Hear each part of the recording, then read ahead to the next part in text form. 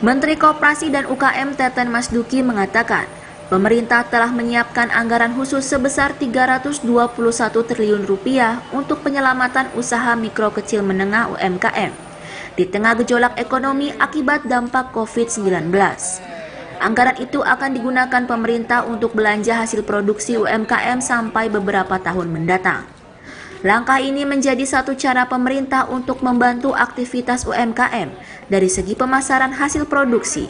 Pemerintah juga akan memberikan kemudahan lain bagi pelaku UMKM seperti memberikan subsidi bunga, restrukturisasi kredit, subsidi pajak, dan bantuan sosial produktif. Semua langkah strategi ini guna mengejar pemulihan ekonomi melalui pembenahan UMKM. Selain itu, pemerintah juga tengah berusaha menyelamatkan koperasi. Menyusul sebanyak 40% koperasi di Indonesia terancam bangkrut karena dampak pandemi. Hal ini disampaikan Menkop UKM di Industri Batik Kabupaten Pekalongan, Jawa Tengah, Jumat 7 Agustus. Untuk memulihkan perekonomian nasional itu tidak mungkin kalau tidak membenahi dulu UMKM. Karena 99% pelaku usaha di Indonesia itu UMKM. Jadi kalau mau memulihkan keadaan ekonomi nasional ya kita harus bantu UMKM. Kira-kira seperti itu.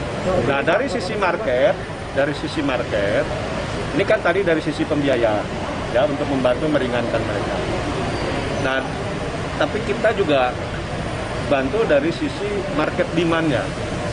Nah, pemerintah sudah memutuskan, Presiden sudah memberikan instruksi kepada kementerian, lembaga, dan BUMN untuk belanja produk UMKM.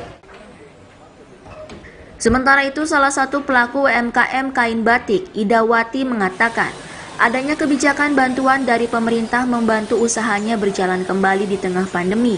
Ida sudah bisa kembali memasarkan batiknya di dalam negeri maupun ekspor ke luar negeri. Untuk pengiriman lokal pun dari bulan 3 sampai bulan 5 kita off karena pandemi ini. Ini alhamdulillah habis Idul Fitri kemarin bulan 6 sudah mulai start semuanya untuk market lokal ataupun ekspor. Volume ekspor sampai berapa? Volume ekspor kita untuk produksi kita 70% kita ekspor. Tahun ini penyerapan ekonomi nasional untuk koperasi dan UMKM telah mencapai 29,82% atau sekitar 36,82 triliun dari total anggaran 193,46 triliun. Khusus program pembiayaan investasi kepada koperasi melalui Lembaga Pengelola Dana Bergulir LPDP telah diserap 44%, dengan target 100% di akhir bulan Oktober.